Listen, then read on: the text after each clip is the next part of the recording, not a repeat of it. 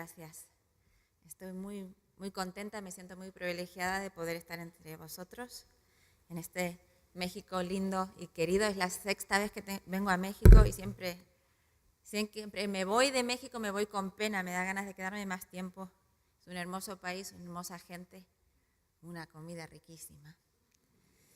Y quiero agradecer mucho al pastor Murrieta por la invitación y quiero agradecer sobre todo a Dios por la oportunidad. Y así como estamos, si os parece, vamos a tener una palabra de oración. Señor, muchas gracias por tu día santo y muchas gracias por tu presencia en nuestras vidas. Te pido que nos tomes enteramente tuyos. Ponemos todos nuestros planes a tus pies. Úsanos en tu servicio y que nuestra obra sea hecha en ti. Y que las palabras de mi boca y la meditación de mi corazón sean aceptables delante de ti, Señor. Porque te lo pido en el nombre de tu Hijo Jesús. Amén. Esta noche vamos a reflexionar unos 45 minutos sobre un tema que se llama los instrumentos musicales a la luz de la Biblia. ¿Por qué los instrumentos musicales? ¿Por qué es importante reflexionar en esto? Bien, creo que es importante que abramos la Biblia, abramos la palabra de Dios y leamos qué dice. Comparemos lo que dice la palabra de Dios con lo que dice la historia de la música. ¿Por qué? Queridos hermanos y hermanas, nosotros somos adventistas del séptimo día, ¿sí? ¿Cómo nació el adventismo como movimiento? Nació estudiando la palabra de Dios, estudiándola en profundidad, comparando Hebreos con Apocalipsis, con Génesis, con Daniel, yendo a los libros de historia, dedicando tiempo a buscar fechas, a profundizar. En todos los temas se pueden tratar diferentes ángulos, diferentes perspectivas, y lo mismo pasa en la música. Con la Biblia en la mano podemos justificar el uso de cualquier instrumento musical, o con la Biblia en la mano también podemos justificar que algunos instrumentos son satánicos o son divinos. Entonces, ¿quién tiene la razón? ¿Cómo sabemos dónde está la verdad? Es importante saber fundamentar lo que nosotros creemos en la palabra de Dios. No en la opinión de un profesor o una profesora o un libro que leí o una conferencia que vi en YouTube, sino en la palabra de Dios. Amén. Porque viene pronto el día en el que se nos pedirán cuentas de si realmente nuestra fe está cimentada en la palabra de Dios. Y es importante que todo lo que nosotros creemos esté fundamentado en la palabra de Dios. Por eso vamos a empezar leyendo la palabra de Dios. Y os invito a los que tengáis Biblia, si queréis buscar Génesis, el capítulo 4, los versículos 17 al 21. Esta es la primera referencia que hay en la Biblia a los instrumentos musicales. Y se nos dice cómo surgen los instrumentos musicales. Dice, Caín conoció a su mujer y ella dio a luz a Enoc. Enoc tuvo un hijo llamado Irad. Irad fue el padre de Mehujael. Mehujael fue el padre de Metusael, quien fue el padre de Lamec. Lamec fue el padre de Jubal, quien fue el primero de todos los que tocan el arpa y la flauta. Es decir, que Jubal era descendiente de Caín. Digamos que Adán tiene dos descendencias, ¿verdad? Abel, que Caín lo mata. Caín se va a un sitio apartado y Adán y Eva siguen teniendo descendencia. Y esta descendencia de Adán y Eva es temerosa de Jehová, temerosa de Dios, pero Caín se separa. Por lo tanto, la primera referencia que tenemos de los instrumentos musicales surge con el lado malo de la familia de Adán, que es Caín. ¿Por qué es esto importante? Porque si queremos entender si los instrumentos musicales son buenos o malos, dependiendo del origen que tenga, porque eso es lo que algunas personas piensan, es decir, si este instrumento ha nacido con un mal nombre o perteneciendo a un movimiento anticristiano o un instrumento que viene de una tribu donde se hace vudú con ese instrumento. Entonces no podemos usar este instrumento porque tiene un mal origen. Esto podría ser una manera de razonar. Ahora, los instrumentos de la Biblia, musicales, según la Biblia, tienen un origen en un descendiente de Caín. Entonces, el arpa y las flautas son malos porque Caín no fue una buena persona, o por lo menos en el registro bíblico no se nos dice que fue una buena persona. Vamos a otro uso de los instrumentos. Eso está en el último libro de la Biblia, ¿verdad? Vi también como un mar de vidrio mezclado con fuego, y a los que habían alcanzado la victoria sobre la bestia y su imagen, y su marca y el número de su nombre, en pie sobre el mar de vidrio con las arpas de Dios. Estamos leyendo Apocalipsis 15:2. Bien, esta frase, las arpas de Dios, es interesante porque yo creo que cuando imaginamos un instrumento tocado por los ángeles o un instrumento en el cielo, normalmente no pensamos en una pandereta o un piano, ¿verdad? O un saxofón. Normalmente cuando pensamos en un ángel tocando un instrumento, ¿qué instrumento viene a nuestra mente? El arpa, ¿verdad? ¿Por qué el arpa, queridos hermanos y hermanas? ¿Por qué el arpa lo asociamos con el cielo? Hay muchos cuadros, ¿verdad? Pinturas donde hay angelitos tocando el arpa. Bien, ¿es bíblica esta asociación? Es bíblica, porque en Apocalipsis, por ejemplo, se nos habla de el arpa en el cielo, seres angelicales o celestiales tocando arpas. En otra referencia de Apocalipsis se nos habla de Jesús viniendo y hay un sonido de arpas, ¿recordáis? Apocalipsis 4, 14 también. Entonces, es normal que cuando pensamos en el cielo pensemos en arpas. Pero antes hemos visto que las arpas aquí en la tierra nacen con Caín. Entonces, ¿el arpa es buena o es mala? O todo lo contrario. Vamos a seguir leyendo la palabra de Dios. 1 Samuel 16:23. Sucedía que cuando el espíritu malo venía a Saúl, David tomaba el arpa, la tocaba con su mano, y Saúl se calmaba y se ponía bien, y el espíritu malo se apartaba de él.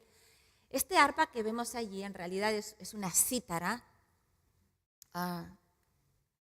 No es exactamente como las arpas que conocemos hoy, pero es el mismo principio. Es decir, las arpas que conocemos hoy tienen unas cuerdas muy largas, ¿verdad? Y una caja de resonancia grande también. Las cuerdas son de plástico o son entorchadas en cobre. Las cuerdas en el tiempo de David no eran de plástico porque no existía el plástico todavía, pero las cuerdas se hacían con intestinos de serpientes o lagartos. Están haciendo cara de asco por aquí en la primera fila. Es verdad, es un poquito asqueroso, pero bueno, vaciaban los intestinos, los secaban al sol, los tensaban y esas eran las cuerdas, ¿verdad? Esas eran las cuerdas que ellos tocaban. Un poquito diferente de lo que son hoy. Hoy los instrumentos se han transformado, han evolucionado más, pero el principio es lo mismo. Son cuerdas tensadas que se pulsan con el dedo o con una plaqueta para que produzcan un sonido. Entonces parece que cuando David toca el arpa, parece que el arpa tiene como un efecto casi mágico sobre Saúl, ¿verdad? Sé que Saúl está nervioso, hay un mal espíritu, y entonces David toca el arpa y Saúl parece que se relaja. Entonces podríamos decir, ¿ves? El arpa es un buen instrumento, el arpa es bueno, o el arpa es buena. ¿Por qué? Porque se porta bien. Cuando se toca, pues Saúl se relaja. Vamos a ver qué dice la Biblia 2 capítulos más adelante, 1 Samuel 18. Aconteció al día siguiente que un espíritu malo se apoderó de Saúl y éste deliraba en medio de la casa mientras David tocaba el arpa con su mano como hermanos. ¿Cómo tocaba el arpa? Como de costumbre, es decir, ni estaba tocando una canción muy movida, ni muy rítmica, ni enchufó el arpa a la electricidad, porque no existía todavía. Entonces, David estaba tocando suavecito. Yo me imagino a David tocando y Saúl delirando por la casa. David se habrá esforzado en tocar las melodías más suaves y más relajantes que tendría en su repertorio. Pero ¿qué hizo Saúl? Saúl tenía la lanza en la mano, le arrojó la lanza a David, pues se dijo, clavaré a David en la pared, pero David lo evadió 2 veces, no una vez, porque una vez podríamos decir, bueno, Saúl tuvo un impulso, ¿sí? Pero 2 veces Saúl intentó matar a David con la lanza. ¿Qué pasó con el arpa? ¿Es que el arpa no tuvo efecto? Pues esta vez no tuvo efecto. O por lo menos no tuvo el efecto deseado por David. No relajó a Saúl. Saúl tomó una decisión consciente que fue matar a David y no hubo arpa, ni flauta, ni instrumento, ni música suave que pudiera más que su decisión consciente. Es decir, que el arpa tenía una influencia sobre Saúl, pero no tenía tanta influencia como para cambiar una decisión que Saúl había tomado. Vamos a la siguiente. El siguiente versículo está en Isaías 5. Dice así, Isaías 5, 11 y 12. Ay de los que se levantan muy de mañana para ir tras la bebida, de los que trasnochan para que el vino los encienda. En sus banquetes hay lira y arpa. Ha perdido unos 10 puntos aquí el arpa. Pandero y flauta y vino, pero no contemplan las obras del Señor ni ven las obras de sus manos. Es decir, Isaías, aquí, el profeta, está asociando el arpa no con el ángel, ni con el cielo, ni con una música relajante que calma a un rey. Está asociando el arpa ¿con qué? Con vino, con borrachera, con gente que está encendida, con gente que no contempla las obras del Señor. Es decir, que el arpa en Israel ya se usaba no solamente para alabar a Dios, sino en un contexto de fiesta, en un contexto de en contra de la voluntad del Señor.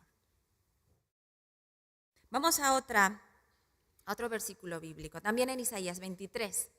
Durante 70 años, el tiempo que dura la vida de un rey, Tiro será olvidada, pero luego la ciudad volverá a la vida, como en la canción acerca de la prostituta.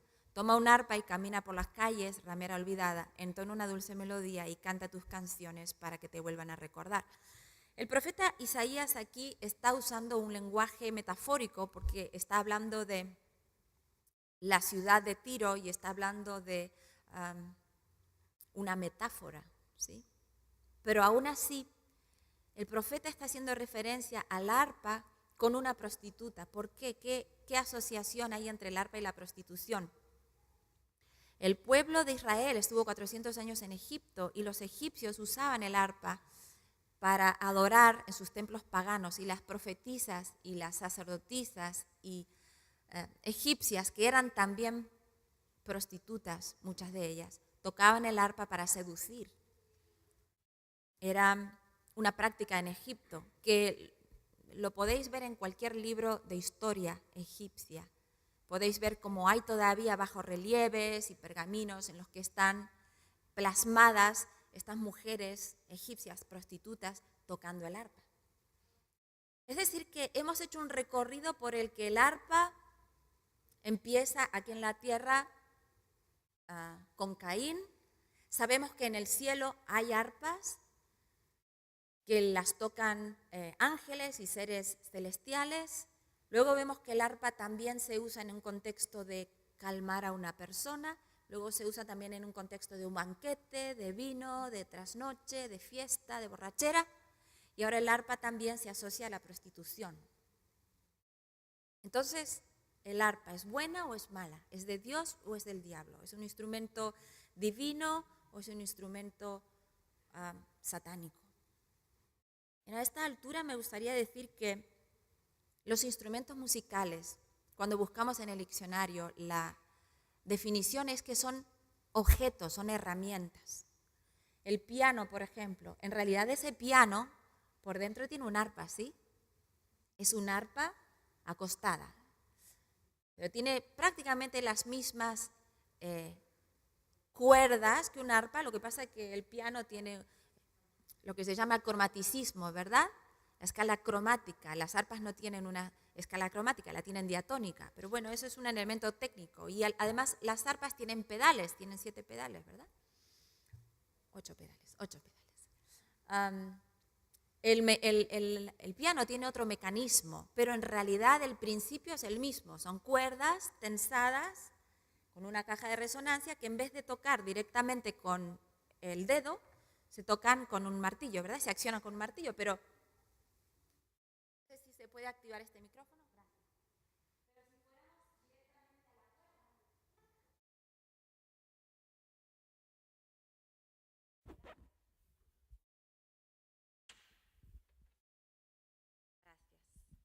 Muy amable.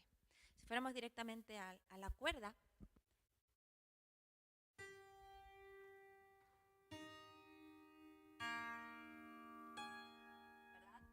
son las mismas cuerdas prácticamente que un arpa. Es decir, que podríamos decir que un piano es, en cierta forma, un arpa. Hay un versículo que a mí me encanta, me parece muy revelador. Está en el libro de Amós 5, 22, 25. Vamos a leerlo a continuación. Y habla del arpa. Y es Dios, directamente Dios hablando del arpa. Dice así: odio todos sus grandes alardes y pretensiones, la hipocresía de sus festivales religiosos y asambleas solemnes. No aceptaré sus ofrendas quemadas ni sus ofrendas de grano, ni siquiera prestaré atención a sus ofrendas selectas de paz. Fuera de aquí con sus ruidosos himnos de alabanza. No escucharé la música de sus arpas. En cambio, quiero ver una tremenda inundación de justicia y un río inagotable de rectitud. Qué hermoso versículo. Qué hermoso versículo. Este es Dios diciéndole a su pueblo: aunque me cantes los himnos, dice así, fuera de aquí, con sus ruidosos himnos de alabanzas, no escucharé las músicas de sus arpas. Aunque me toques el instrumento que se toca en el cielo, con los himnos más hermosos, no voy a escucharte. ¿Por qué? Porque no me gusta el instrumento, porque es un instrumento incorrecto, porque es un instrumento pagano, porque es un instrumento satánico. No, no es por eso. ¿Por qué es? Lo dice antes, porque hay hipocresía en vuestra adoración. Lo que yo quiero no es ni himnos ni arpas. Lo que quiero es una tremenda inundación de justicia y un río inagotable de rectitud. Qué hermoso, qué hermoso. Me hace recordar a cuando Jesús cita también al profeta diciendo: este pueblo de labios me honra, pero su corazón está lejos de mí. ¿De qué me sirve que me cantes los himnos más gloriosos si cuando cantas estás pensando en cualquier otra cosa? Si cuando cantas vienes a decir que me honras y que yo soy santo, pero luego durante la semana te olvidas de mí. Si cuando me cantas estás tan preocupado porque el instrumento sea un arpa o sea el mejor instrumento, pero en realidad tu corazón no se ha entregado, no se ha quebrado a los pies de la cruz. No me has dejado tu orgullo. Sigues buscando el control, el poder, tienes ambición, eres hipócrita. Eso es lo que nos está diciendo Dios aquí. Odio todos sus grandes alardes y pretensiones, porque tú me estás cantando con arpas e himnos, pero yo veo tu corazón. Y lo que quiero, no te dice, lo que quiero no es que me alabes con un arpa, porque un arpa está asociado a Egipto y a la prostitución y al paganismo y a Caín. No dice eso, lo que quiero es que haya una tremenda inundación de justicia en tu vida. Y en la Biblia, queridos hermanos, ¿quién es la justicia? Cristo es nuestra justicia. Quiero que haya una tremenda inundación de Cristo en mi iglesia. Y que dejemos de discutir si tiene que tener 4, 5, 10 o 20 cuerdas, el arpa o la guitarra o el charango o el 4 o el 3. Quiero una tremenda inundación. No solamente quiero justicia, dice Dios. No es que quiere justicia, quiero una tremenda inundación de justicia. Quiero que cuando la gente venga aquí a la casa de Dios, se encuentren con una tremenda inundación de Cristo en el templo. Que Cristo se pueda oler, se pueda sentir, se pueda experimentar, se pueda escuchar en la música, en la palabra de Dios, en la oración. Que esté Cristo presente.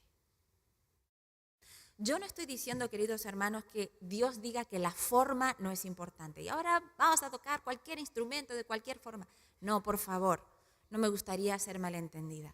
Soy músico profesional, he estudiado instrumentos y creo que es muy importante usar bien un instrumento. Quiero dar un pequeño ejemplo. Digamos que, voy a usar este micrófono así. Digamos que tengo que hacer la introducción para un himno. De paso, Eli, no sabía que tu esposa también tocaba piano. Qué precioso toca. Dios te ha dado una ayuda idónea, amén. Precioso, he disfrutado tanto de esos acordes tan bonitos que ha tocado. Bien, imagínate que vamos a empezar el culto y queremos lograr un ambiente de reverencia, de solemnidad. Entonces yo voy a tocar el piano, que en realidad el piano es un arpa por dentro, ¿verdad? Hemos dicho. Y quería comentaros que hace algunos años fui a Viena a un museo de los instrumentos musicales y resulta que tenían un piano negro, un piano así de cola, más pequeñito, que fue el primer piano que entró a una iglesia cristiana en Viena. Estamos hablando de 1760 y pico. En 1700 se crea el primer piano, Cristofori crea el primer piano en Italia, pero llega rápidamente a Viena y se perfecciona en Viena. Entonces, en este museo estaba este piano y el guía que nos explicaba nos contó que la primera vez que trajeron un piano a una iglesia cristiana en Viena, la mitad de la iglesia se fue porque no aceptaron el piano, porque decían que era un instrumento diabólico. Y además decían, tiene tapa el piano, ¿qué esconde dentro? Porque si fuera un buen instrumento, no tendría tapa. Entonces, el pastor de la iglesia protestante abrió el piano y dijo, hermanos, la palabra de Dios también tiene dos tapas. Y es para proteger el contenido, no es que esté escondiendo nada. Yo creo que por eso aquí el pastor mantiene el piano abierto, para que nadie piense que hay gato escondido en el piano. Y todo clarito, aquí hay solamente cuerdas. Pero, ¿cómo usamos el instrumento? Digamos que tenemos que hacer una introducción a un himno, ¿sí? Salvador, a tú me rindo. ¿Os parece bien ese himno? A mí es que me gusta mucho ese himno. Las primeras dos notas de ese himno son... Las primeras dos notas son estas. Entonces vamos a decir que tocamos estas dos notas un poco más grave. Muchas gracias, muy amable. Más grave, más grave, más grave. Y las repetimos. Lo siento por los niños. Espero que no haya ningún bebé durmiendo porque lo voy a despertar. Así que le quito el micrófono.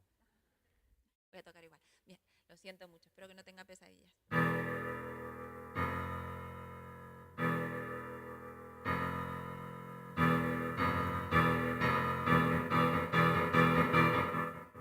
¿Sería una buena introducción para...? No, ¿verdad?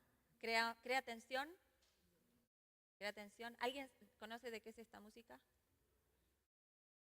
Parece como de terror, ¿verdad? Ahora tomo esas dos notas.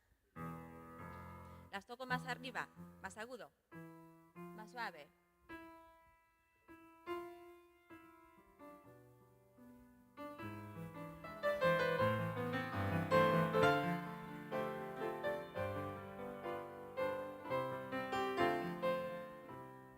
Gracias, muchas gracias. Son las mismas notas. Es el mismo instrumento. ¿Qué ha cambiado? Ha cambiado la forma de tocar.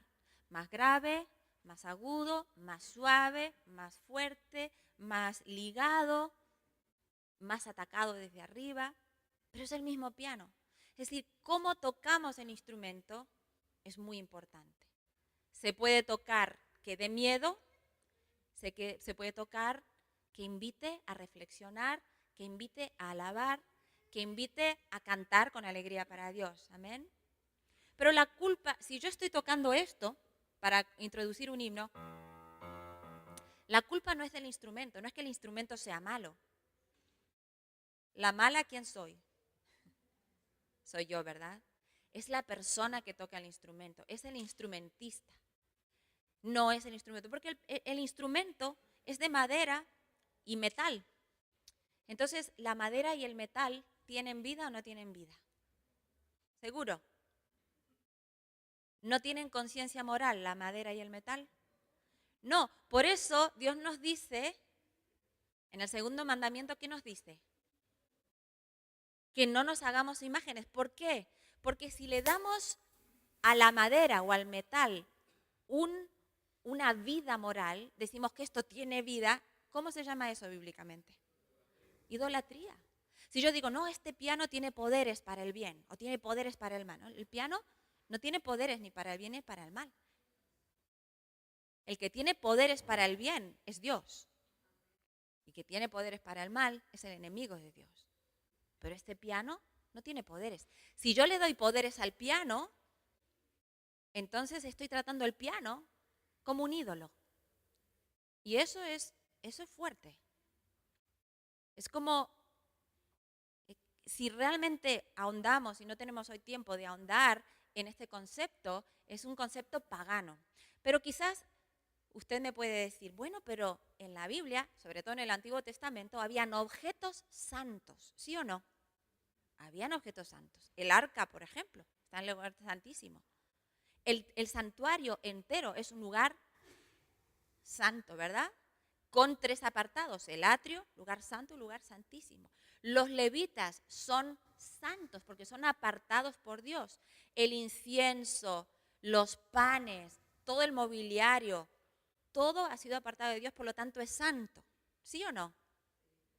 Ahora yo pregunto, ¿cuál es el objetivo del santuario? ¿Es un tipo de quién? Un tipo de Cristo, ¿verdad? Es un tipo de Jesús. ¿Qué quiere decir un tipo? Es un símbolo de Jesús. El pan es Jesús. La luz es Jesús, ¿verdad? El cordero es Jesús. Entonces, la ley es el resumen del carácter de Jesús, de Dios. Jesús es Dios. Entonces, es un tipo de Cristo. Pero cuando viene Cristo, el tipo se hace carne, Dios baja y habita entre nosotros. Dios, hecho carne, que es Jesús, nos dice que ahora el templo se va a destruir, no quedará piedra sobre piedra. Y la Biblia nos dice, a través del apóstol Pablo, que el templo, ¿quiénes somos? Nosotros. Por supuesto que hay un santuario en el cielo, por supuesto que sí. Pero se acaba eso de los objetos santos. Ahora todos somos sacerdotes, todos somos real sacerdotes, ¿verdad? Somos nación escogida y nosotros somos el templo. Es decir, que hay un cambio fuerte. Cuando se rasga ese velo, hay un cambio fuerte en el tipo, porque Ellen White esto lo describe de una forma maravillosa. En el capítulo en el que ella habla de consumado es, el deseo de todas las gentes. Ella dice que cuando se rasga ese velo, los levitas y los sacerdotes siguen haciendo lo que siempre hacían, pero la presencia de Dios se había alejado del lugar santísimo, porque el Cordero de Dios ya había muerto por nosotros. Es decir, esos ritos que se hacían dejaron de tener un valor, porque el Cordero de Dios ya había bajado. Queridos hermanos y hermanas, quizás a esta altura os preguntéis, ¿pero qué tiene que ver los instrumentos de música con el templo y con el santuario? Tienen mucho que ver, porque muchas veces la explicación que se da para que solamente se toquen algunos instrumentos en la casa de Dios es que se tocaba en el Antiguo Testamento. ¿Qué se tocaba? ¿Qué tocaban en el tiempo de David? Arpas, liras, címbalos y trompetas, ¿verdad? Entonces, hay gente que dice, no, pero tendríamos que seguir tocando prácticamente lo mismo que se tocaba en el templo o en el santuario. Bueno, en el santuario, dentro del lugar santo y santísimo, nunca se tocaron instrumentos musicales. En el atrio se tocaban, ¿verdad? Pero la pregunta es la siguiente.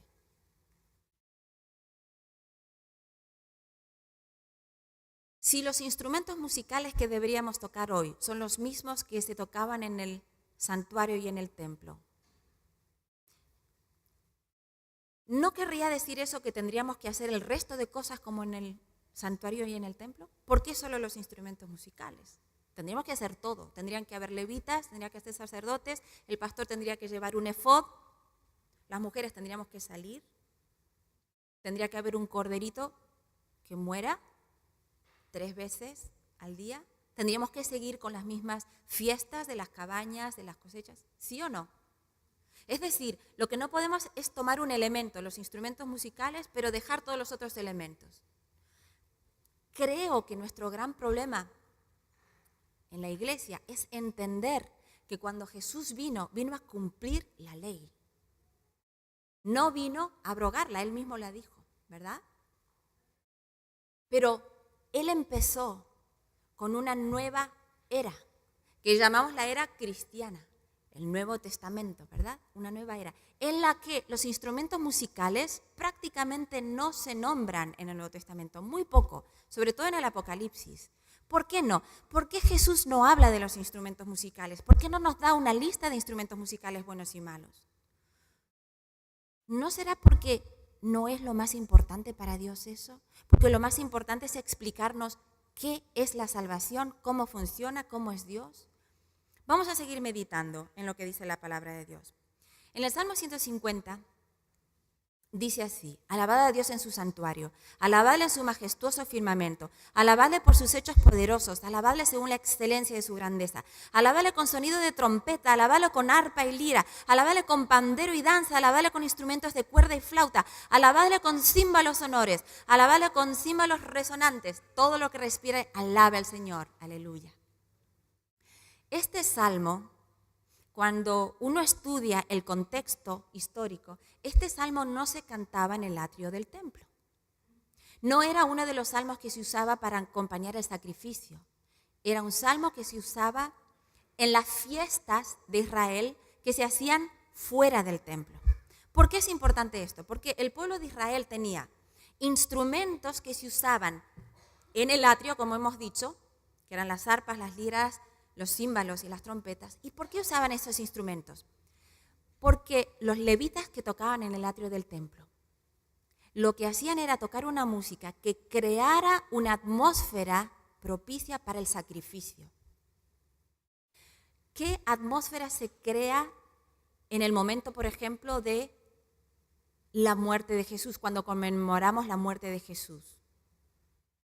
¿Estamos saltando de alegría o estamos en una ferviente reflexión introspectiva, solemne? ¿Sí?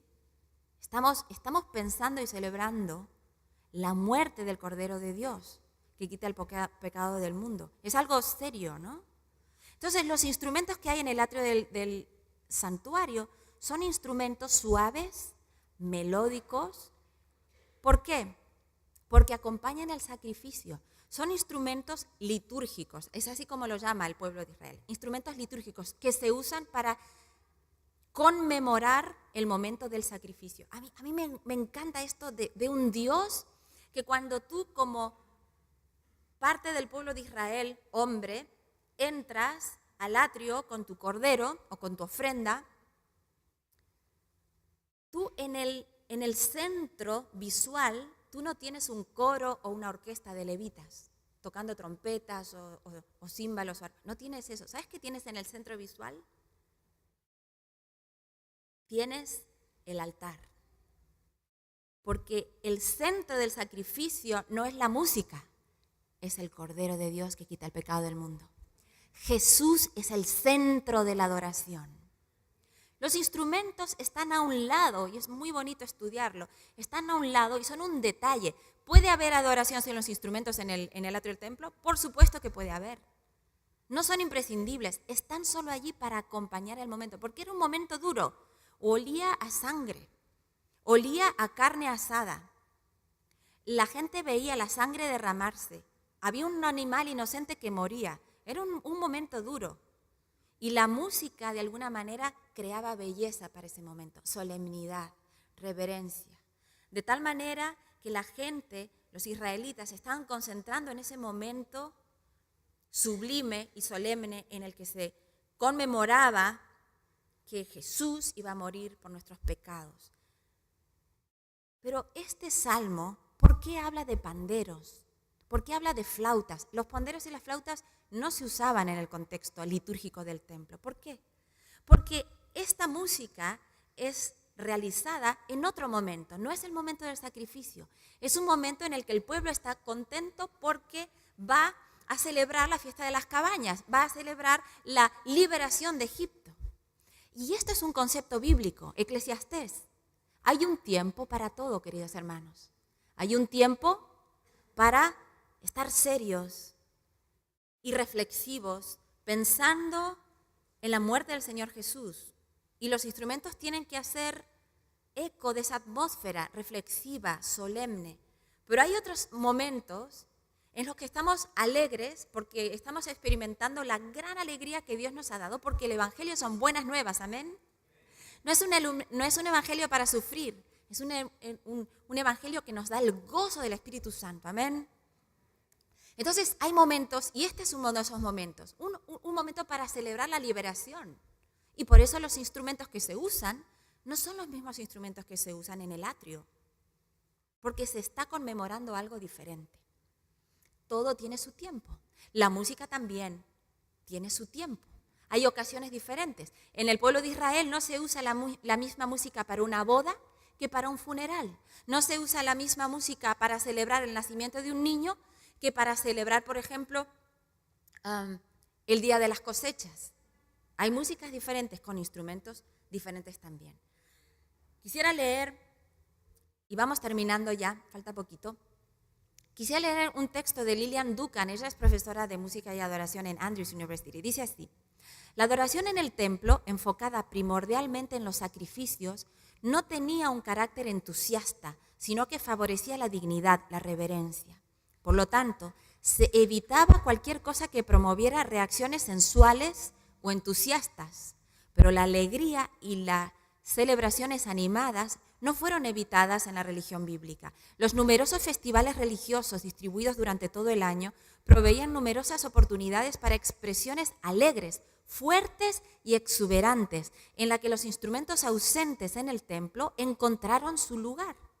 El uso apropiado de la música ocurre cuando la música permanece veraz a los valores de la ocasión y a una adoración auténtica a Dios, mientras mantiene un equilibrio tanto de alegría como de reverencia.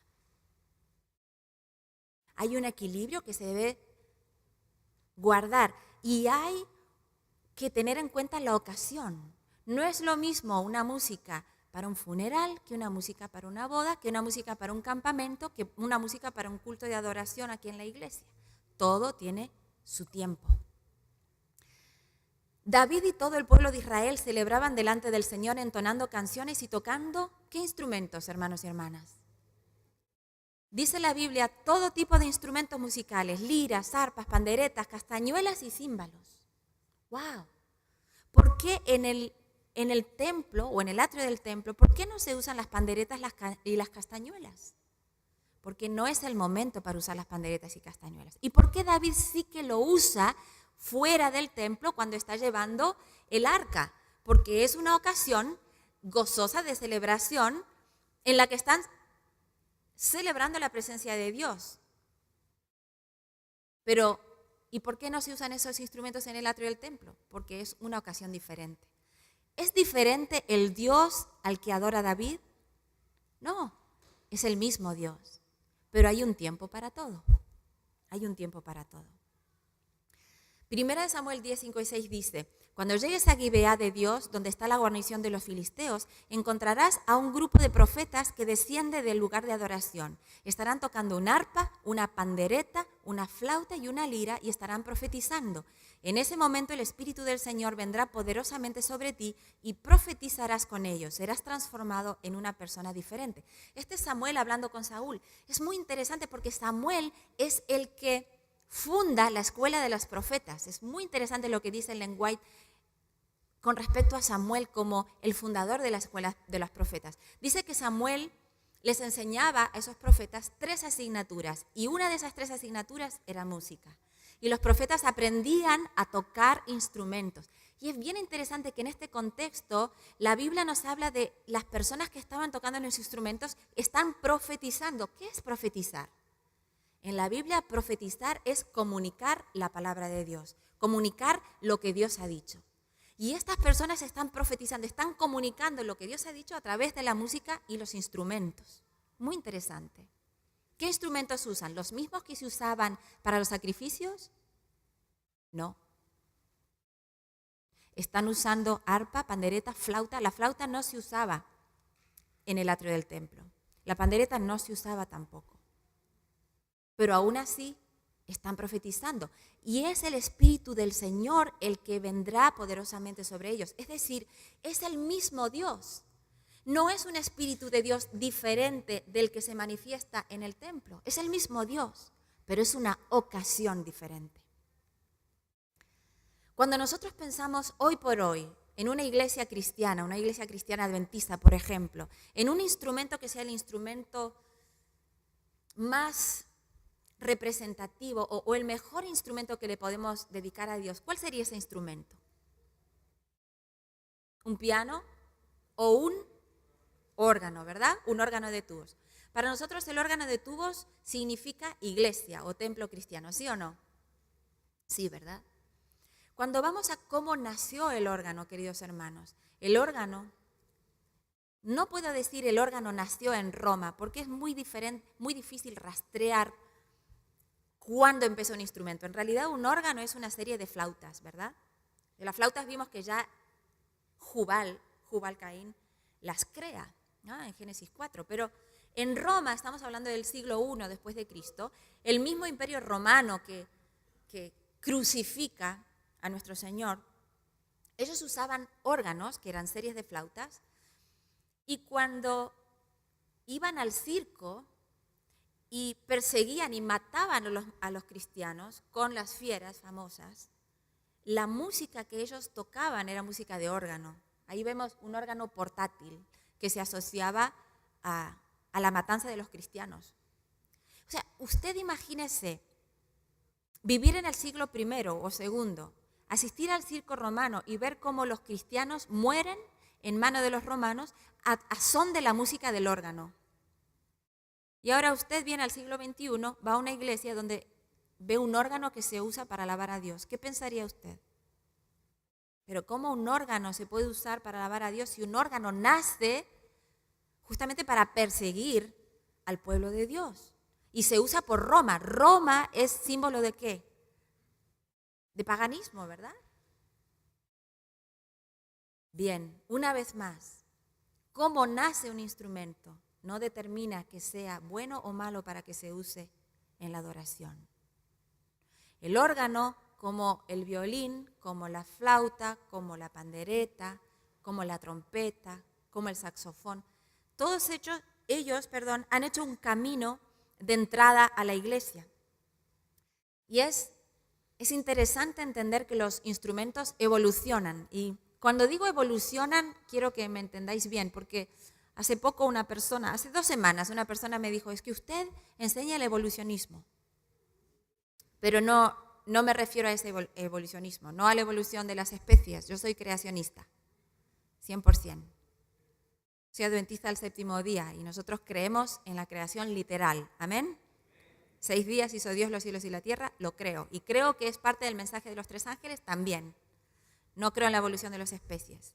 Pero cuando decimos evolución de los instrumentos, no nos referimos a Darwin. Nos referimos simplemente a que teníamos una lira, una cítara, y eso va evolucionando a través del tiempo, va cambiándose en un ukelele, un banjo, una balalaika, un laúd, una guitarra. Y en el siglo XX, esa guitarra, pues así como tenemos un micrófono con un enchufe, pues a la guitarra le pusieron un enchufe. Y no porque tenga un enchufe se convirtió en un mal instrumento. Simplemente, pues depende de la electricidad. Ahora, que es más difícil equilibrar una guitarra eléctrica con el resto de los instrumentos que una guitarra acústica, totalmente de acuerdo. Hay que saber cómo usarla. ¿Es que los instrumentos porque tengan enchufe se convierten en malos o en satánicos? ¿Es que la Biblia nos dice algo sobre eso? ¿Es que Ellen White dice algo sobre eso? No, en ningún momento. ¿Es que el órgano, cuando lo vemos en la iglesia, sigue representando a Roma y al Imperio Romano y al papado y al domingo? No, es un instrumento. ¿Se puede usar para bien? Se puede usar para mal. ¿Es que un piano cuando se convierte en un teclado es malo porque tengo un enchufe? No, no es malo porque tengo un enchufe. Hay que saber usarlo bien. Quisiera terminar explicando de dónde vienen estas ideas de que algunos instrumentos son malos en la iglesia. Es que esas ideas vienen de la Biblia, queridos hermanos, y eso es lo que necesitamos entender. Es que esas ideas vienen de la Biblia. No vienen de la Biblia. Entonces, ¿de dónde vienen? Vayamos a los libros de historia de la iglesia cristiana.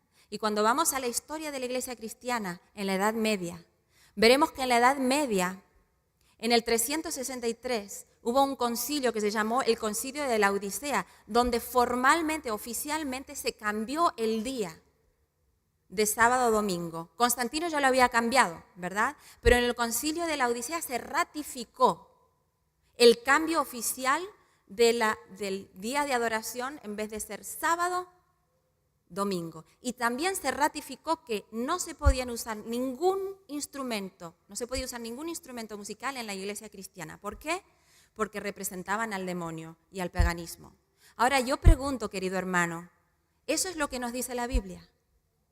La Biblia termina, el libro más largo de la Biblia, que es Salmos, termina diciéndonos alabad a Dios ¿con qué? Con pandero, con flauta, con trompeta. Están todos los instrumentos de todas las familias orquestales, de percusión, de viento y de metal y de cuerda. Todos los instrumentos están allí. Y es David, el dulce cantor de Israel. David, del que desciende el Mesías, el que nos dice que todo lo que respira alabe a Jehová. ¿De dónde vienen esas ideas de que no podemos usar instrumentos musicales o algunos instrumentos musicales? ¿De dónde vienen? Vienen de aquí. Vienen de el Concilio de la Odisea y más tarde el Concilio de Trento. Viene de los padres de la Iglesia oficial católica. De ahí vienen. Ellos decidieron que no se podían usar los instrumentos musicales y también decidieron que la congregación no podía cantar, solamente podía cantar un grupo de monjes. Y también decidieron que no se podía cantar en castellano o en español, se tenía que cantar solo en latín. No se podía cantar ni en francés si tú estabas en Francia, ni en inglés si estabas en Inglaterra. Solo podían cantar en latín. La gente estuvo yendo más de 1000 años a la iglesia sin entender una palabra de lo que escuchaban las canciones. Dominus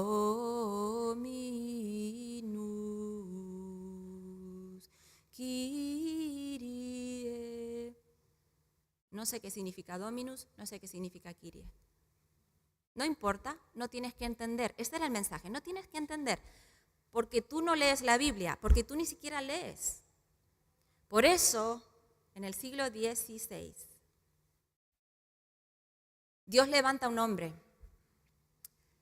Y que Dios levanta un hombre no tenemos ninguna duda. Podéis leerlo en el Conflicto de los Siglos, o en el Conflicto Cósmico, depende de la traducción. Pero Ellen White dice que Martín Lutero fue un hombre levantado por Dios. Amén.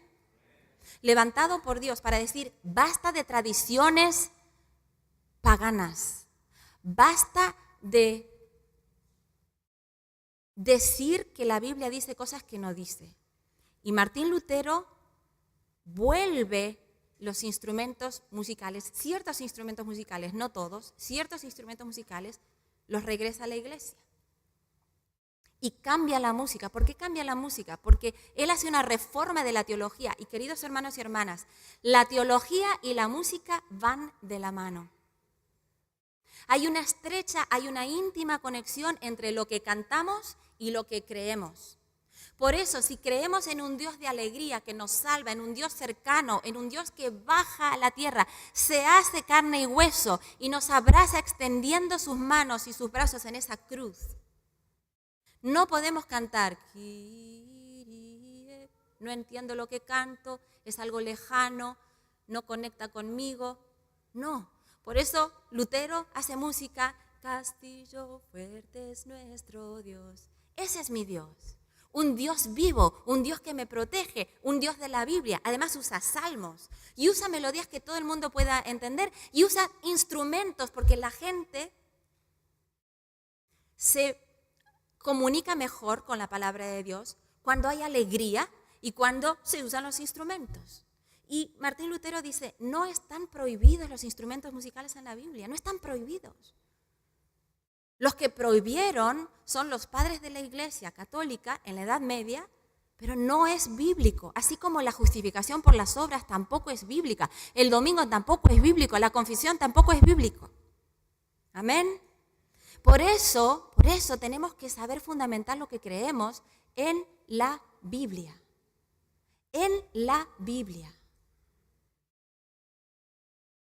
La Biblia dice que el uso de instrumentos es bueno. La tradición dice que los instrumentos es prohibido o los instrumentos son prohibidos.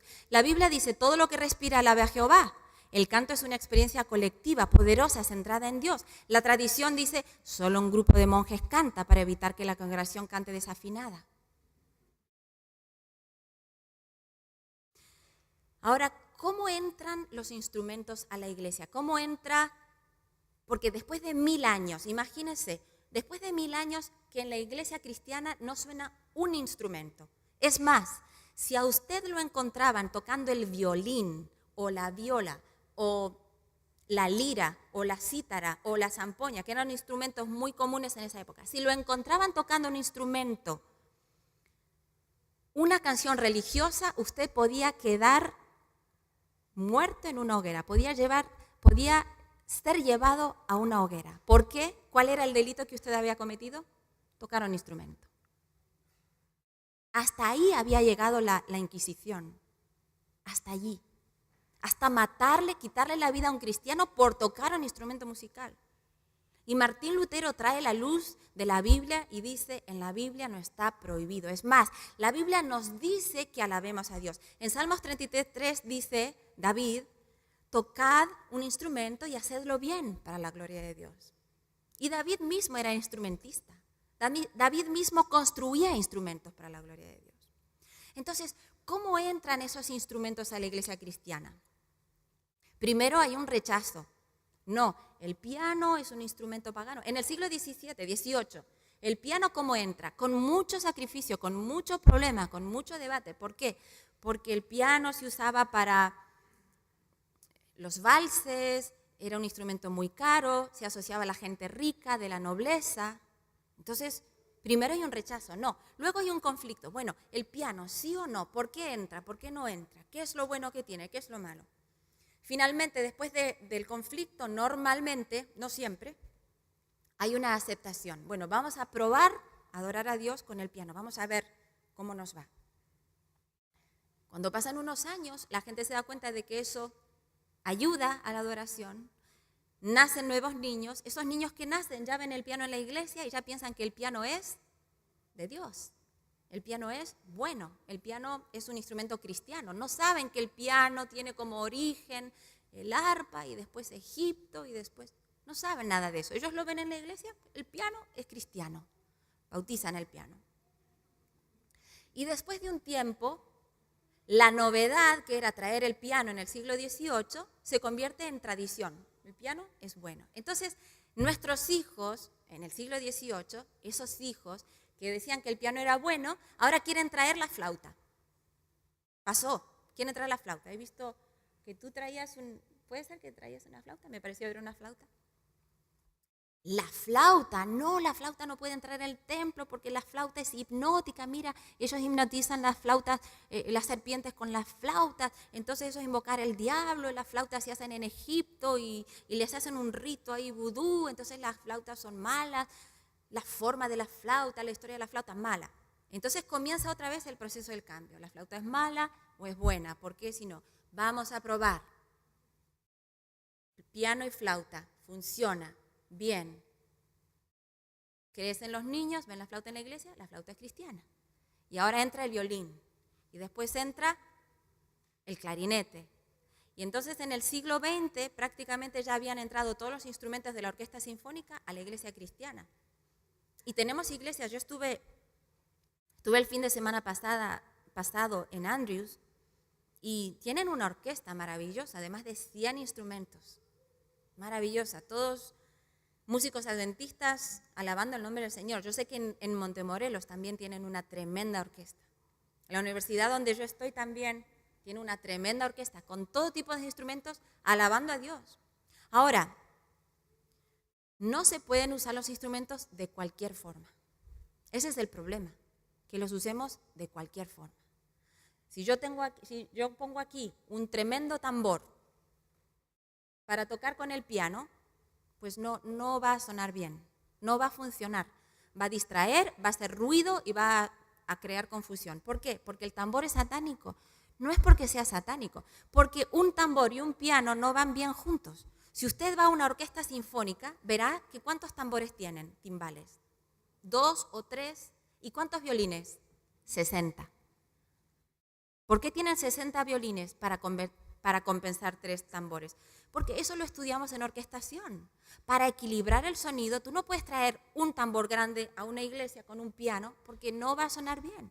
Y mañana hablaremos un poquito de Indiana y la carne santificada, que tiene que ver un poco con eso. Si usaron mal los instrumentos. Ahora, si traigo una guitarra eléctrica y me pongo a tocar súper fuerte y agresivo con una pegatina ahí de un grupo de rock, y seguramente no estaremos adorando en espíritu y en verdad, porque habrá confusión y habrá ruido. Ahora, yo no digo que la iglesia Central K necesite traer una guitarra eléctrica. No, yo no soy quien para venir de otro país y decir lo que vosotros tenéis que hacer. No, eso es vuestro pastor con la junta de iglesia. Amén. Yo no estoy intentando imponer un cambio, ni estoy intentando decir que aquí hay que hacer lo mismo que se hace en Sudáfrica o que se hace en Brasil o en Japón. No. Esto es Tijuana y hay que ser respetuosos de la realidad que vive esta iglesia. Que la iglesia adora bien con un piano y está la gente feliz y no necesita más instrumento, pues alabado sea el nombre de Dios. Ahora, si hay jóvenes que quieren tocar una guitarra acústica y la junta de iglesia se reúne y decide que vamos a probar, vamos a darle una oportunidad, vamos al primer paso, nos damos un mes a ver cómo adoramos con la guitarra, si sirve o si no, si divide o si no, si distrae o si no. Probamos. ¿Funciona? Bueno, funciona. Pero claro, el guitarrista tiene que saber tocar bien, tiene que saber equilibrar. No le podemos poner un micrófono aquí y que haya un ruido tremendo. No, tenemos que saber usar el instrumento. Amén. Pero eso pasa con cualquier instrumento. Es saber usarlo. Y quisiera terminar ahora sí, porque creo que ya he dicho 5 veces que quisiera terminar, pero prometo que esta vez es la que termino. Quisiera terminar diciendo que vivimos en un momento en el que muchas veces lo religioso y lo secular no tienen mucha diferencia en la música. Y eso me da pena, como compositora me da pena, porque creo que tiene que haber una diferencia. Porque nuestro mensaje es distintivo. No estamos vendiendo lo mismo que el mundo. Nosotros queremos hacer música para Dios. Y queremos que la gente entienda quién es Jesús a través de la música que hacemos. Amén. Entonces, en estas fotos veis que hay una diferencia bien grande entre el coro que está arriba y un grupo que está abajo, que es evidentemente secular. Pero cuando la diferencia entre la música para Dios y la música para el mundo es muy pequeña o no hay diferencia, entonces estamos cometiendo un error.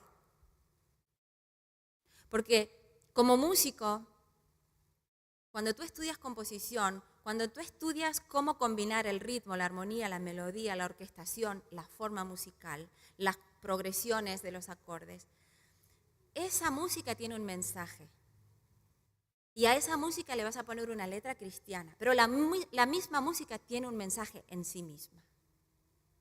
Entonces yo no puedo vender, vente al Caribe de fiesta y emborráchate conmigo, no puedo vender ese mensaje con exactamente la misma música que voy a usar para decir, Cristo salva, entrégale tu vida. No, no podemos usar la misma música para las dos cosas. El uso de los instrumentos tiene que ser diferente, tiene que ser distintivo. No podemos tocar el piano igual en una taberna que en una iglesia. No. Es el mismo instrumento, pero el uso es diferente. ¿Quién nos dice cómo usar el instrumento? ¿Dónde en la Biblia nos dice cómo usar el instrumento? Yo encontré un versículo que me ha ayudado mucho. Romanos 6, 7, 9 y 13. Sabemos que nuestro antiguo ser pecaminoso fue crucificado con Cristo para que el pecado perdiera su poder en nuestra vida. Amén. Yo quiero que el pecado pierda su poder en mi vida, amén. Ya no somos esclavos del pecado. Usen todo su cuerpo como un instrumento para hacer lo que es correcto para la gloria de Dios. El pecado ya no es más su amo, porque ustedes ya no viven bajo las exigencias de la ley, en cambio viven en la libertad de la gracia de Dios. Esta es la Biblia, hermanos y hermanas. Usen todo su cuerpo como un instrumento para hacer lo que es correcto para la gloria de Dios. La Biblia no nos dice, no hagas este acorde, no toques el instrumento con demasiadas notas, o usa esta escala, o no uses este intervalo. La Biblia no entra en el detalle de cómo tocar el instrumento. La Biblia lo que te dice es que el instrumento eres tú. Tú eres el instrumento. Y para tocar bien, tienes que haber sido crucificado con Cristo. Porque eso querrá decir que el que vive en ti y el que hace música en ti es Jesús. Por eso, queridos hermanos y hermanas, si hay aquí gente que toca un instrumento, antes de tocar un instrumento musical para la gloria de Dios, tenemos que orar, tenemos que vaciarnos de nuestro yo, tenemos que morir a nuestro orgullo, morir a nuestras ganas de sobresalir, morir a nuestras ganas de ser el centro y dejar que Cristo viva en nosotros y que Él sea el centro. Y orar antes de tocar un instrumento, orar mientras tocas el instrumento, pero sobre todas las cosas, y esto la gente que tocáis instrumentos lo sabéis bien, sobre todas las cosas orar después de tocar el instrumento. Cuando la gente viene y te dice, ay, qué bonito has tocado, me ha encantado, y de repente el yo entra otra vez. ¿Te ha pasado? A mí me ha pasado muchas más veces de las que me gustaría recordar. Yo he orado, me he preparado, he tocado para la gloria de Dios y cuando termino de tocar y viene la gente y te dice, ay, qué bonito tocas, qué bonito hablas. Yo sí, gracias, es que he estudiado mucho tiempo. Y entonces Dios te mira a los ojos y te dice, perdona, ¿no me habías dicho que la gloria era para mí? ¿Por qué te quedas con un 10%?